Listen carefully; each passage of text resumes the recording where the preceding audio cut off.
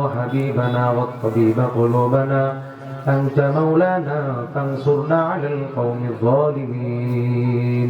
أعوذ بالله من الشيطان الرجيم. بسم الله الرحمن الرحيم.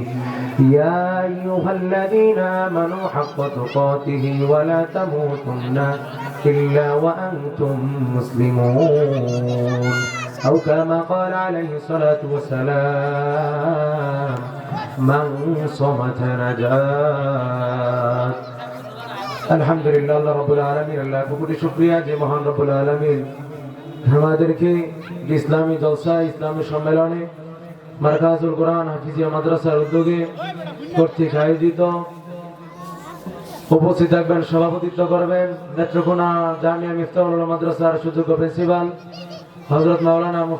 হযরত মাওলানা আবুল কাসেম সাহেব দামাত বরকাতুহুম। উপস্থিত থাকবেন দেশের দেশবরণ উলামায়ে কেরাম। সম্মানিত হাজিরিন, সময় খুব অল্প, আলোচনাও অল্প, বিষয় একটা। আল্লাহ তাআলা কোরআনের মধ্যে জানাইতেছেন, ইয়া আইয়ুহাল্লাযীনা আমানু হাক্কা তুকাতিহি ওয়া লা তামুতুন্না ইল্লা ওয়া আনতুম মুসলিমুন। হে ঈমানদারগণ, তোমরা প্রকৃত ঈমানদার মুসলমান না হয়ে কবরে যেও না। আল্লাহ তাআলা কোরআনের মধ্যে জানাইলেন, প্রকৃত মুমিন, প্রকৃত ঈমানদার মুসলমান না হইয়া তোমরা কবরে যেও না, কবরে যেও না। ও মুসলমানের দল, চিন্তা করে দেখো তো তোমার ঈমানের অবস্থা কিরকম হয়েছে। আল্লাহ তো বলেন পবিত্র ঈমানদার মুমিন না হইয়া কবরে না যাওয়ার জন্য বলেছেন।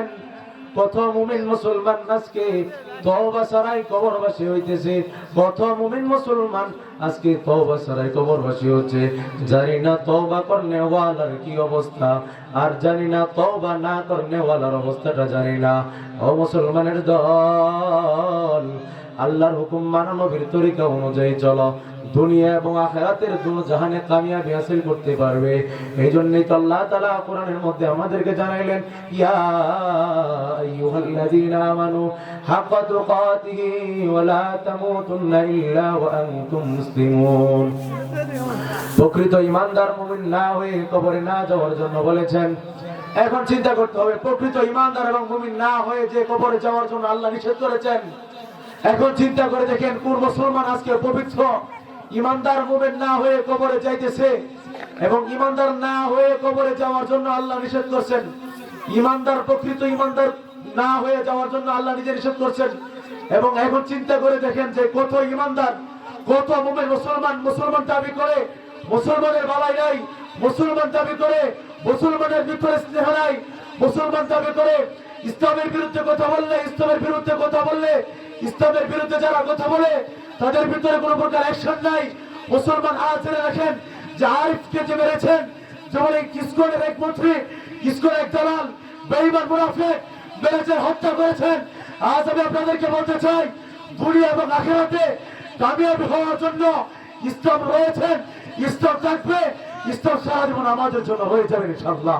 যারা এই ইসলামকে পরিপূর্ণভাবে মিটিয়ে দিতে চায়, যারা মসজিদ মাদ্রাসাগুলোকে মিটিয়ে দিতে চায়, এদেরকে আজকে পরিপূর্ণভাবে ঘোষণা করে দিয়ে মারকাজুল কোরআন মাদ্রাসা থেকে পরিপূর্ণভাবে ঈমানের আওয়াজে নারায়ে তাকবীর জ্বলিছে।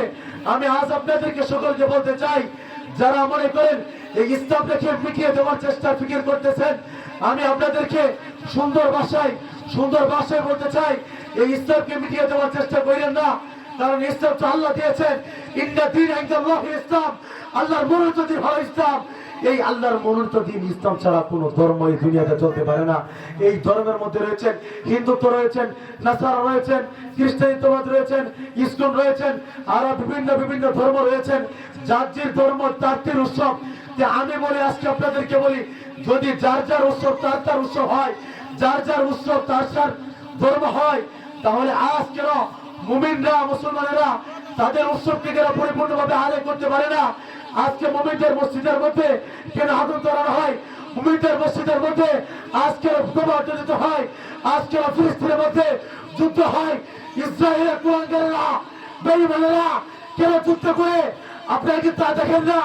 দেখেন কিন্তু আপনারা ইসলামের বিরুদ্ধে কথা বলেন। এই ইসলামের বিরুদ্ধে কথা বলার কারণে আজ আমাদের এই অধঃপতন, আজ আমাদের এই চিন্তা ফিকির। আমি আপনাদেরকে একটা ঘটনা বলে আমার বয়ান শেষ করব। মাঝে মাঝে একটা গরমও ঢুকাইতে হয়, নরমও মাঝে মাঝে মারতে হয়, কারণ অনেক বক্তারা বয়ান করে আসমান এবং জমিন লইয়া। আমি আজকে বয়ান করবো আপনাদের সামনে, একটু বয়ান করব, একটা ঘটনা বলে আমি ইনশাআল্লাহ বয়ান শেষ করব। যে আসমান এবং জমিন, এই জমিনের মাঝামাঝি যে পন্থাটা রয়েছেন, এই পন্থা অনুযায়ী একটা কথা বলবো। দেখেন হযরত ইউসুফ আলাইহিস সালাতু ওয়াস সালামকে যখন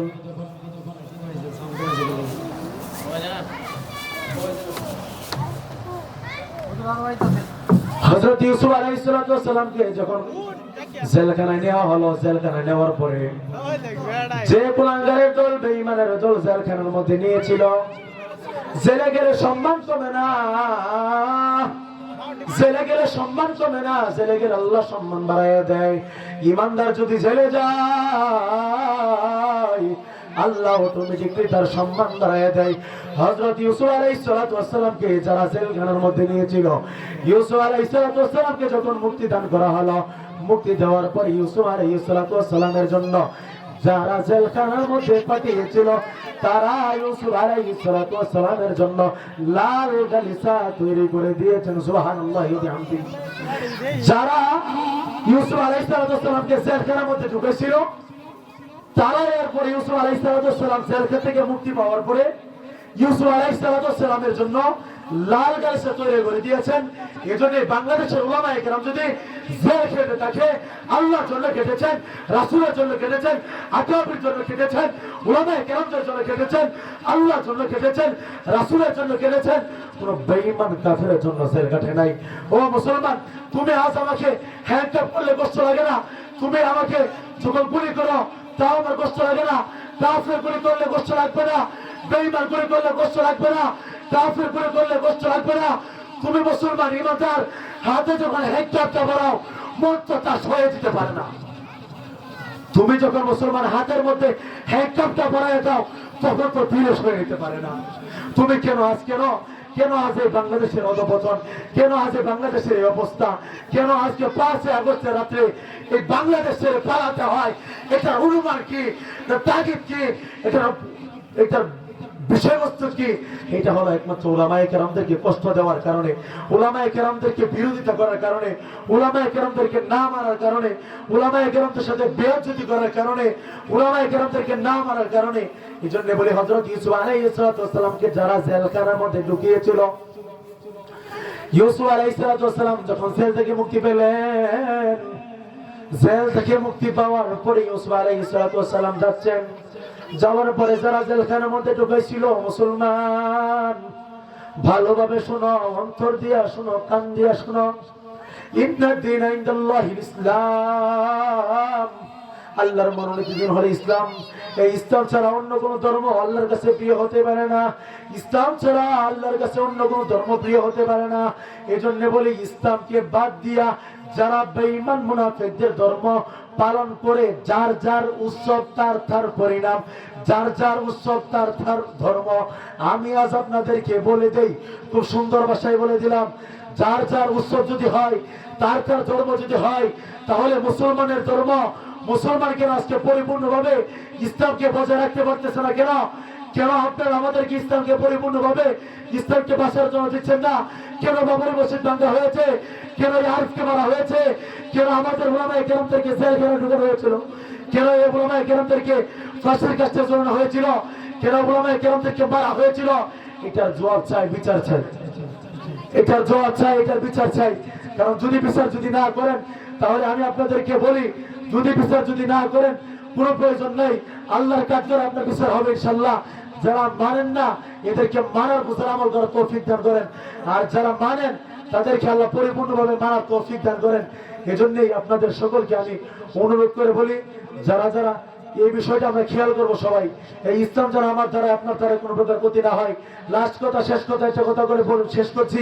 আমার মা বোনদেরকে আমি অন্তর থেকে বিশ্বাস করি, ভালোবাসি, অন্তর থেকে সেবন করি।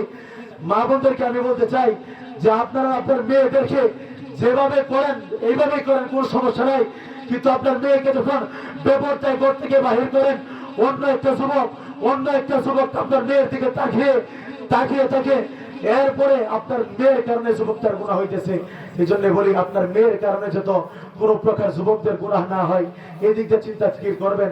আল্লাহ রাব্বুল আলামিন আমাদের সকলকে যে কথাগুলো বললাম সেই কথাগুলোর উপর আমল করার তৌফিক দান করুন। আমিন। ওয়া আখিরু দাওয়ানা আলহামদুলিল্লাহ।